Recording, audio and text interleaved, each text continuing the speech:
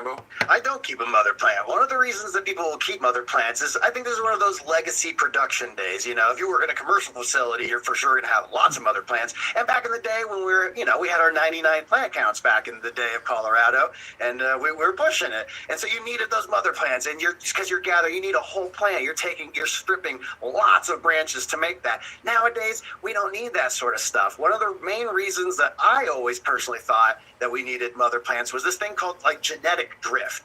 And as Jaron from New Mill always says, he's like, it's not genetic drift, it's actually accumulation. So if you're stressing out your plants a whole bunch, then you probably don't want to take cut after cut after cut. It's kind of like photocopying, right? And so each one kind of just degrades a little bit as you go. But that's not the case. If you're a good home grower, you can just clone from clone from clone. And those mother plants take up real estate. They need lights, they need ventilation, they need all the same stuff that all your other plants need. They need nutrients. You can cut clone from clone from clone, keep that real estate, save those nutrients, and I think you'll be happy with the results. I'll give one more pro you made me think of, though. Keeping that mother plant going, if you're not bringing in anything else, that's an advantage. You know you got it. It's clean. It's always in your environment. You're not taking in clones from somebody else, so that is one bonus. But let's give some tips on it.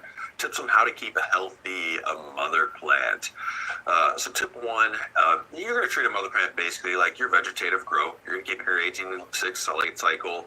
You're going to feed it roughly the same, but I would lower the nitrogen somewhat a couple weeks before you're going to take your cuts. If you have high nitrogen and aggressive vegetative plants that you're prepping for bloom, the mother plant does not need that much nitrogen. There's even a company that makes a mother plant nutrient. I'm not saying you need to go that far, but too much nitrogen is going to give you soft stems and just nitrogen-rich tissue. That's not going to give you the healthiest clones that'll root fastest. That's a really good point. And conversely to that, while you're lowering the nitrogen, some growers like to up the phosphorus. If you kind of phosphor load, as you take a cutting, it's going to take all that residual phosphorus in that branch, and it's going to start to pull that down, and that's what it actually starts to make roots with.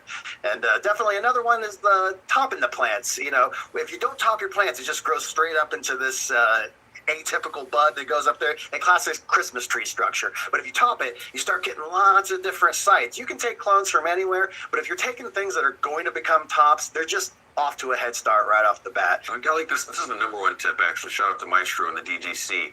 Good rule of thumb is to use 1 gallon of soil per month. You plan on keeping that plant alive.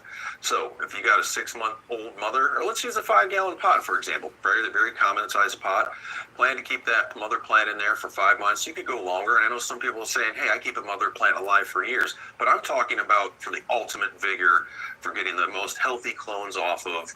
Give a mother plant 1 gallon of soil per month of its life, and then after about half a year, see if you can cycle that plant into your grow for bloom, take some cuts off of it to create another mother plant to keep that vigor going. You know, once it gets so old, it gets root, you don't want to get too root bound for too long, and then you have to start getting into different type of maybe enzyme flushes or techniques that you have to do to keep that plant happy. It's a great point. And also time, where in your schedule are you taking cuts? You know, young early veg plants, they're not usually as strong. So a lot of growers will wait not right before you flip, but, you know, maybe the week before flip, right when everything's super healthy, super vigorous. That, you know, the reason you're to flip is like, oh, they're looking great, they're stout, they're healthy, time to go to flower. It's also a great time to take cuttings from. All those cuttings are going to have that same vigor that they're ready to go, and instead of going to flower, they're going to re-veg themselves real happy and healthy. Timing can be tricky. It is specifically why some people keep one. If I tell people to take cuts right before they go to bloom, ideal time. Get your cuts rooted. They can live in the clone dome for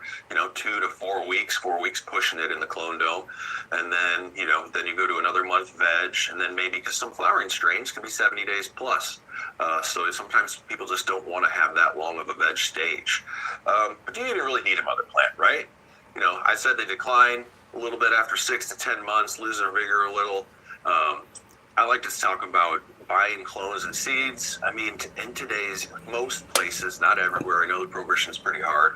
Seedsherenow.com ships everywhere from the States to the States. We got people in the crew. I'm just shouting out like JR Killer Cuts. I know I said taking in cuts can be hazardous. Taking them in from a reputable person that's selling cuts, you still want to do a quarantine, but access to genetics, long story short, is wide right now. You do have to be very careful with it. You do have to quarantine. You do need to scope plants when they come in. I've gotten problems from plants. We've seen plants for sale in a commercial setting that had powdery mildew on them, so it is something to be wary of. But it can be done successfully. I mean, I know Scotty Real, that's how he gets most of his clones. Yes, buying it